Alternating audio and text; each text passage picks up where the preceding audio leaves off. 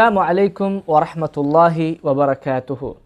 அல்ஹம்துலில்லாஹி ரப்பில் ஆலமீன் வஸ்ஸலாத்து வஸ்ஸலாமு அலா அஷ்ரஃபில் அன்பியாஇ வல் முர்சலீன் வ அலா ஆலிஹி வ அஸ்ஹாபிஹி அஜ்மஈன். அம்மா பஅத். சர்வ புகழனைத்தும் இவ்வுலகத்தை படைத்து தன் ஆட்சியை தன் கரம் வைத்திருக்கக்கூடிய அல்லாஹுக்கே என்றென்றும் உரித்தாகட்டும். சலாமும் சலவாத்தும் நமக்கு வழிகாட்டியாக வந்த உத்தம தூதர் முஹம்மது ஸல்லல்லாஹு அலைஹி வஸல்லம் அவர்கள் மீதும் அவர்களை பின்பற்றி வாழ்ந்து கொண்டிருக்கின்ற வாழப்போகின்ற அனைத்து உலக மக்கள் மீதும் என்றென்றும் உண்டாவதாக.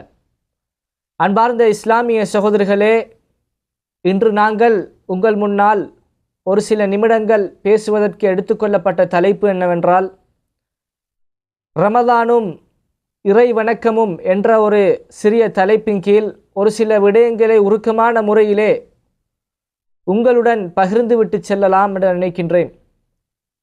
அன்பார்ந்த இஸ்லாமிய உறவுகளே, இன்று நாங்கள் ரமதானுடைய மாதத்தில் பல நாட்களை கடந்து இன்னும் சில நாட்களே எஞ்சி இருக்கின்ற என்ற ஒரு நிலைமைக்கு நாங்கள் அனைவரும் தள்ளப்பட்டிருக்கின்றோம்.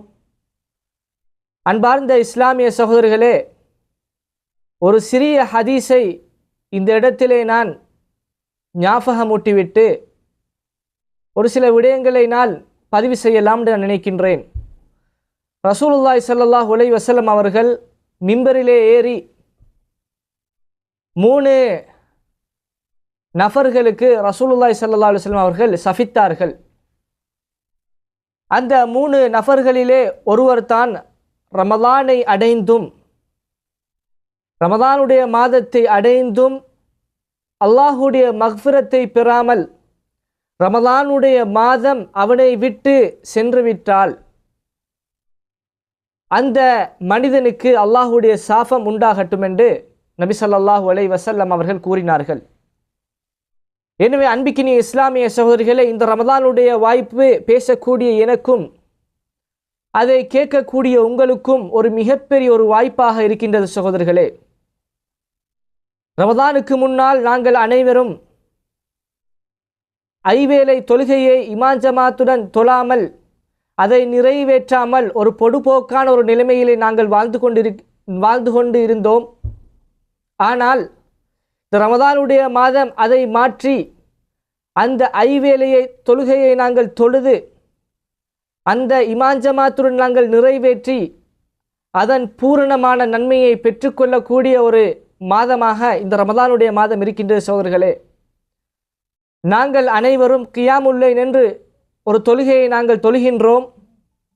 ஏன் இப்படிப்பட்ட ஒரு தொழுகை என்றால் இந்த தொழுகை ஃபர்து கிடையாது சகோதரர்களே. ஆனாலும் இந்த ரமதானுடைய மாதத்திலே நாங்கள் இரவு முழுக்க நின்று தொழுது வணங்கி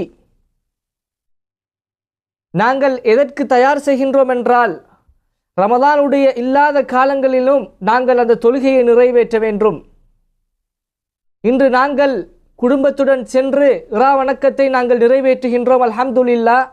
ஆனால் ரமதானுடைய மாதம் நம்மளை கடந்து விட்டால் இந்த இரா தொழுகை என்று நாங்கள் பள்ளிவாசலுக்கு சென்று இமாம் ஜமாத்துடன் தொழமாட்டோம். ஆனால் அந்த தொழுகையை நாங்கள் வீட்டிலே தொழலாம் சகோதரர்களே. இன்று நாங்கள் பெரும்பாலானோரை எடுத்துக்கொண்டால் ஐவேளையை தொழுதுவிட்டு சென்று விடுவார்கள். சுன்னத்தான தொழுகையிலே எந்த ஒரு அக்கறையும் செலுத்த மாட்டார்கள் சகோதரர்களே. ஆக குறைந்ததாவது ஒரு வித்திரையாவது நாங்கள் தொழ வேண்டும் சகோதரர்களே. இஷாவுக்கு பின்னால் 3 ரக்காத்தாவது நாங்கள் தொழுதுவிட்டு நமக்கு வீடு செல்லலாம் சகோதரர்களே. ரமதானுடைய மாதம் நம்மை விட்டு சென்ற பிறகு இந்த ரமதானுடைய மாதத்திலே நாங்கள் கற்ற ஒரு மிகப்பெரிய ஒரு பாடமாக இருந்தால் தக்குவாகவாக இருக்க வேண்டும். இரண்டாவதாக இந்த இரவு தொழுகையாகத்தான் இருக்க வேண்டும் சகோதரர்களே. அல்லாஹு தஆலா இந்த ரமதான் மூலமாக நம்மிடம் எதிர்பார்க்கக்கூடிய மிக முக்கியமான விஷயம் என்னவென்றால் தக்குவா. ஒரு இறையச்சகமுடைய ஒரு மனிதனாக ஒரு மனிதன் மாற வேண்டும். இரண்டாவதாக நாங்கள் இந்த தொழுகையிலே நிலை பெறக்கூடிய ஒரு மனிதனாக மாற வேண்டும் சகோதரர்களே. ரமதானுக்கு முன்னால் நாங்கள் நிறைய பாவங்களிலே ஈடுபட்டு இருக்கலாம். அது பெரும் பாவமாக இருந்தாலும் சரி, சிறிய பாவங்களாக இருந்தாலும் சரி. ஆனால் ரமதானுடைய மாதம் நம்மை விட்டு கடந்து செல்லும் போது சிறு பாவமாக இருந்தாலும் சரி, பெரும் பாவமாக இருந்தாலும் சரி அனைத்து பாவங்களையும் நாங்கள் விட்டு முழுக்க ஒரு வெளியேறிய ஒரு நபராக நாங்கள் மாற வேண்டும் சகோதரர்களே. ரமதான் நமக்கு படித்து தரக்கூடிய மிகப்பெரிய பாடம் சகோதரர்களே.